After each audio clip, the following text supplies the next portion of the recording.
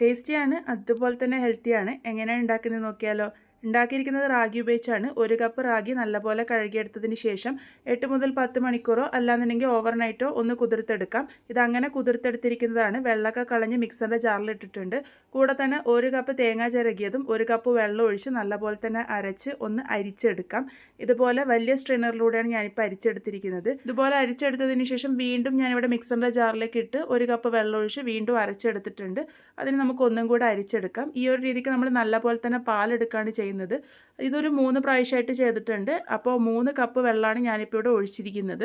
ഇതിപ്പോൾ അതാ നല്ല പോലെ തന്നെ പാലൊക്കെ എടുത്തിട്ടുണ്ട്. ഇതുപോലെ പാലെടുത്തതിന് ശേഷം വീണ്ടും ചെറിയ സ്ട്രെയിനറിലൂടെ കൂടെ ഒന്ന് അരിച്ചെടുക്കുന്നുണ്ട്.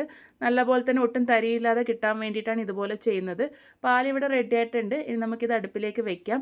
നല്ലപോലെ തന്നെ ഇളക്കി യോജിപ്പിച്ചുകൊണ്ട് നമുക്കിത് മിക്സ് ചെയ്തെടുക്കാം. റാഗി ആയതുകൊണ്ട് തന്നെ വളരെ ചുരുങ്ങിയ സമയത്ത് തന്നെ ഇത് കട്ടിയായിട്ട് തുടങ്ങും. ഇതുപോലെ നന്നായിട്ട് കട്ടിയായി വന്നു കഴിഞ്ഞാൽ റാഗിയൊക്കെ അത്യാവശ്യം നന്നായിട്ട് തന്നെ വെന്ത് കാണും.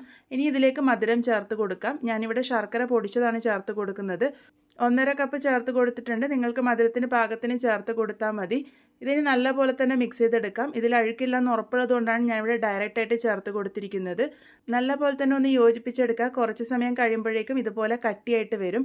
ആ ഒരു സമയത്ത് നമുക്കിതിലേക്ക് 1 ടേബിൾ സ്പൂൺ നെയ്യ് ചേർത്ത് കൊടുക്കാം. എന്നിട്ട് നന്നായിട്ട് തന്നെ യോജിപ്പിച്ചെടുക്കാം. കുറച്ച് സമയം കഴിയുമ്പോഴേക്കും ആ ഒരു നെയ്യും നല്ലപോലെ തന്നെ അബ്സോർബായിട്ട് വരും. ഇനി ഇതിലേക്ക് നല്ലൊരു ഫ്ലേവറിനായിട്ട് 1/4 ടീസ്പൂൺ ഏലക്ക പൊടി കൂടെ ചേർത്ത് കൊടുക്കുന്നുണ്ട്.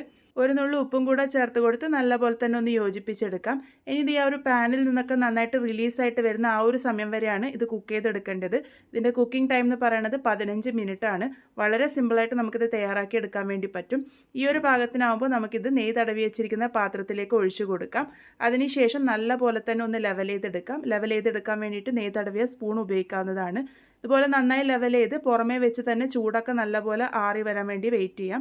ചൂടൊക്കെ നല്ലപോലെ ആറി വന്നു കഴിഞ്ഞാൽ അതിൻ്റെ സൈഡിൽ നിന്നൊക്കെ ഇതുപോലെ വിട്ട് വന്ന് ഈസി ആയിട്ട് നമുക്ക് ഡീമോൾഡ് ചെയ്തെടുക്കാൻ വേണ്ടി പറ്റും. ഇഷ്ടമുള്ള ഷേപ്പിലേക്ക് കട്ട് ചെയ്ത് സെർവ് ചെയ്യാവുന്നതാണ്. നമ്മളിന്ന് ഉണ്ടാക്കിയിരിക്കുന്നത് റാഗി ഉപയോഗിച്ചുള്ള ഹൽവയാണ്. വളരെ കുറച്ച് നെയ്യ് മാത്രമേ ഉപയോഗിച്ചിട്ടുള്ളൂ. അതുപോലെ തന്നെ വളരെ സിമ്പിളായിട്ട് നമുക്ക് തയ്യാറാക്കി എടുക്കാൻ വേണ്ടി പറ്റും. നല്ല ജെല്ലി ആയിട്ടുള്ള ടെക്സ്ചറിലാണ് ഉണ്ടാക്കുക. കുട്ടികൾക്കും മുതിർന്നവർക്കും ഒക്കെ ഇഷ്ടമാവും. എന്തായാലും ട്രൈ ചെയ്ത് നോക്കൂ. ഫീഡ്ബാക്സ് ഒക്കെ പറയാൻ മറക്കരുത്.